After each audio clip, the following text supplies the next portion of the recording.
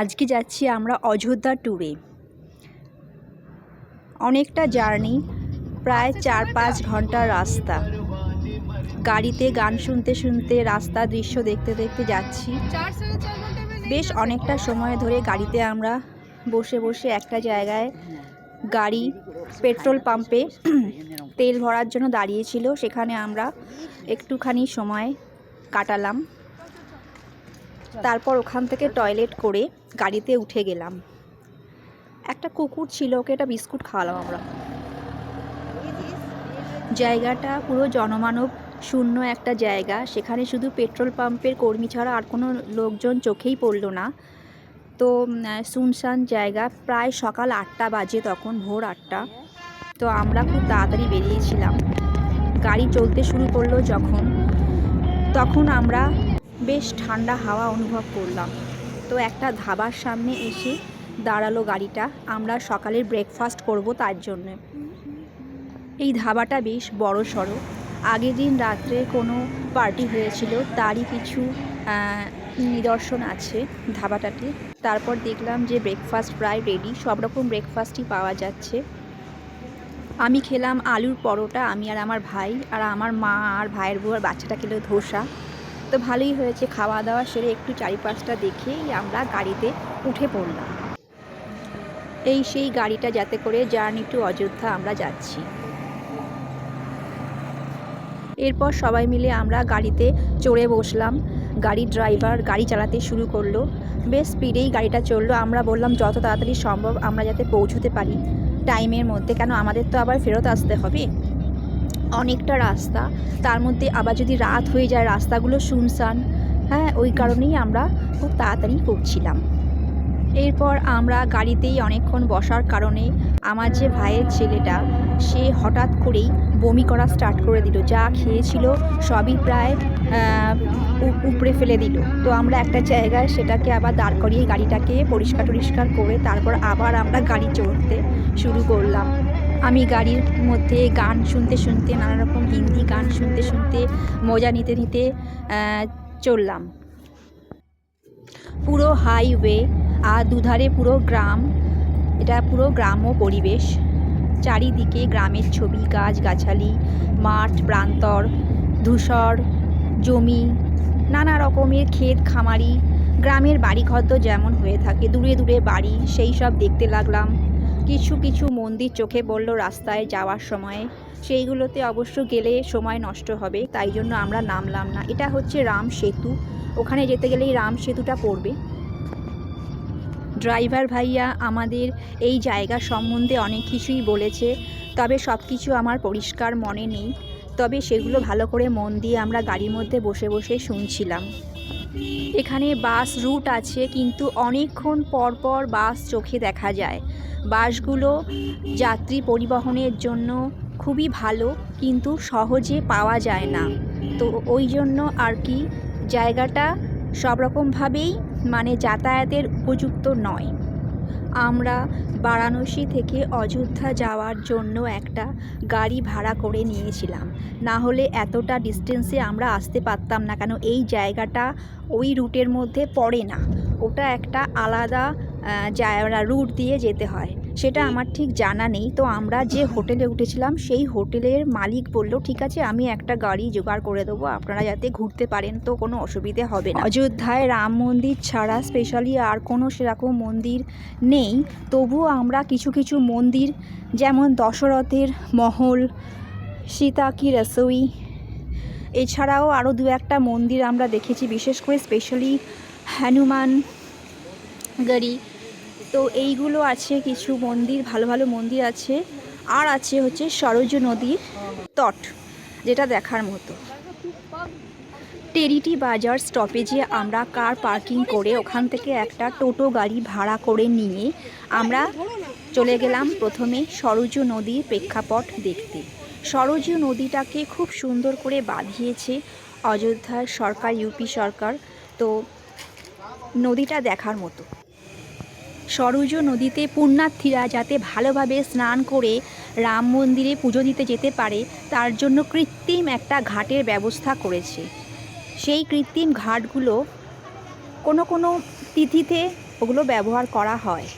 সরজ নদীর চরটা পুরো বালি দিয়ে বাঁধানো, তারপরে বেশি আর কি চড়াই উতরাই আছে অনেকটা। আমরা আস্তে আস্তে বেশ সুন্দর করে হেঁটে হেঁটে জায়গাটায় গেলাম। এই যে ওটা কৃত্রিম জলাধার, সরজ নদীর জলটাকে ব্যবহার করেছে ভেতরে কৃত্রিম জলাধারে। তার সঙ্গে সরজ নদীতে নৌকা আছে, নৌকা করে ঘাটের বিভিন্ন দৃশ্য পুণ্যার্থীরা দেখতে পারে, তার জন্য একটা ব্যবস্থা করেছে। এছাড়া একটা রাম সেতুর মতো কিছু একটা ব্রিজ দেখা যাচ্ছে। আমার মা একটু সরজ নদীর জল মাথায় দিল, তারপর আমার গায়েও একটু ছিটিয়ে দিল। আমি নদীর একদম ধারে যেতে পারিনি, কেন ওই ধারটা পুরো পিছল। কেন ধারটা এমন কিছু উঁচু নিচু না, কিন্তু পিছল আছে। মা আস্তে আস্তে একজনকে বলল, ধরে ধরে নিয়ে গেল। দাঁড়িয়ে দাঁড়িয়ে দৃশ্যগুলো আমি বেশ উপভোগ করছিলাম আর ক্যামেরা বন্দি করলাম এই দৃশ্যগুলো, কেন এগুলো তো সবসময় ফিরে পাওয়া যায় না। বারাণসীর থেকে অযোধ্যায় ঠান্ডার প্রকোপটা একটু বেশি, তাই একটু ঠান্ডাই লাগছিল। জলগুলো বেশ ঠান্ডা, হাওয়া দিচ্ছিল, হিমশীতল হাওয়া। লোকাল মানুষজন চান করছে, সাঁতার কাটছে। সামনে কত সারি সারি নৌকা দাঁড়িয়ে আছে। পুণ্যার্থীরা এখানে করেই, বোটে করেই অনেক ঘাট, বিভিন্ন মন্দির দর্শন করতে পারবে, সেই সুবন্দোবস্ত করা হয়েছে। নদীর পাশেই একটা সেলফি জোন আছে, রামের মন্দিরের একটা প্রেক্ষাপট, ওখানে দাঁড়িয়ে সেলফি তোলার ব্যবস্থা করা আছে। সামনে হনুমানে ভর্তি, আমরা হনুমানগুলোকে বিস্কুট খাওয়ালাম। হনুমানগুলো তো লাফিয়ে লাফিয়ে বিস্কুটগুলো কি সুন্দর খেলো, আমরা দেখে খুব মজা পেলাম। তারপর হনুমানগড়িতে এই মিঠাইয়ের দোকান, কত মিঠাইয়ের দোকান, লাড্ডু পাওয়া যাচ্ছে, বেসনের লাড্ডু। হনুমানগড়ি হনুমান মন্দির, এটা খুব জাগ্রত মন্দির। এখানে প্রথম কথা মঙ্গলবার ছিল বলে প্রচণ্ড ভিড়, আমরা পুজো দিতেই পারিনি ভেতরে ঢুকে, আমরা বাইরে গিয়েই নমস্কার করেছি লাড্ডু কিনে। এরপরই আমাদের অটোওয়ালা নিয়ে গেল পুরো সোজা রাম মন্দিরে। এই যে রাম মন্দিরের বাইরেটা, ভেতরে মোবাইল, ব্যাগ সব কিছু জমা দেওয়ার ব্যবস্থা আছে। এই যে একটা মন্দির হচ্ছে খুব সুন্দর, এটা হচ্ছে রাম সীতার মন্দির। এটা এখনও তৈরি হচ্ছে, ভেতরে অনেক কাজ হচ্ছে যেগুলো এখনও কমপ্লিট হয়নি। বিশাল বড় এলাকা নিয়ে, চত্বর নিয়ে, প্রায় কত বর্গ বর্গ মাইল জুড়েই মন্দিরটা তৈরি হয়েছে। অনেকটা ভেতরে গিয়ে তবে গিয়ে আমরা মোবাইল জমা দিতে পেরেছি। আমরা যথারীতি রেলিংয়ের লাইন ধরে ধরে হাঁটতে লাগলাম স্বয়ং শ্রী রামজি কি দর্শন করার জন্য। হনুমানগড়িতেই আমাদের কপালে সবার টিকা লাগিয়ে দেওয়া হয়েছিল, জয় শ্রীরামের টিকা। সেখান থেকেই আর কি এটা দেখা যাচ্ছে, আমাদের খুব ভালো লাগছে ছবিতে। তো আমরা আস্তে আস্তে অনেকটা ভেতরে এগোতে লাগলাম। যত ভেতরে এগোবো তত মনের মধ্যে একটা আনন্দ কাজ করছে, একটা যেন ফিলিংস হচ্ছে, শ্রীরামকে দেখব। কেন এই রামকে দেখার জন্য কত দূর দূর থেকে কত দর্শনার্থীরা এসেছে, কল্পনার বাইরে। পরপর 4 বার করে চেকিং করা হয়েছে প্রত্যেকটা দর্শনার্থী পুণ্যার্থীদের। মন্দিরের অন্দরমহল এবং বাহির মহল থেকে জয় শ্রীরামের ধ্বনিতে গোটা মন্দির চত্বর মুখরিত হয়ে রয়েছে। কানে শুধু জয় শ্রীরাম আওয়াজটাই খালি বাজছিল।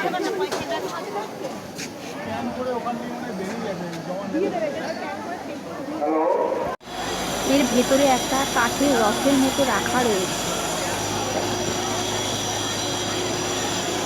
আর হ্যাঁ, ভেতরে কিন্তু হারিয়ে যাওয়ার মতো পরিবেশ আছে, কিন্তু ভেতরে ঢোকার সঙ্গে সঙ্গে একে অপরের হাত ধরে বা সাথে সাথে চলাই ঠিক, কেন অনেকেই হারিয়ে গেছে, মাইকে অ্যানাউন্স করে তাদের আত্মীয় স্বজনদের খোঁজাখুঁজি হচ্ছে। এটা হলো দশরথ মহল। একসময় অযোধ্যার রাজা এইসব মহল বানিয়েছিল, আরও আছে 2-1টা মহল, তো এর মধ্যে এটা একটা অন্যতম দশরথ মহল। প্রচলিত আছে সীতা এখানে রসোই করতো, মানে রান্না করতো। এটা সীতা কি রসোই, এই জায়গাটা। এই মহলের মধ্যে আরও অনেক ঘর আছে, কিন্তু সেইগুলো সব বন্ধ। আমরা বাইরে থেকেই মহলটা দর্শন করলাম আর ভিডিও করলাম।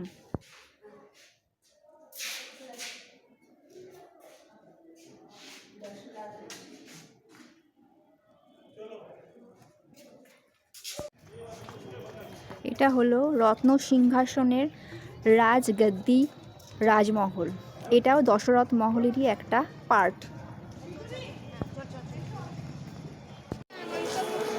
এটা একটা দশরথ মহলের পাশেই মন্দির। এটাও প্রাচীন মন্দির। এর ভেতরে মোবাইল নিয়ে যাওয়া, ফটো তোলা নিষিদ্ধ বলে বাইরে থেকেই ছবিটা তুললাম। এখানে অনেক পুরনো গাছও আছে। এখানে অনেক গল্প কথিত আছে, তখনকার অযোধ্যার গল্প।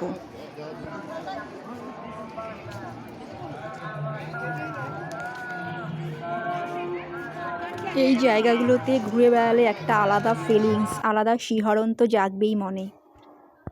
অযোধ্যায় ঢোকার মুখেই নম স্ট্যাচু মন্দির, আর আমি বসে একটা পিক তুললাম। নমস্তে।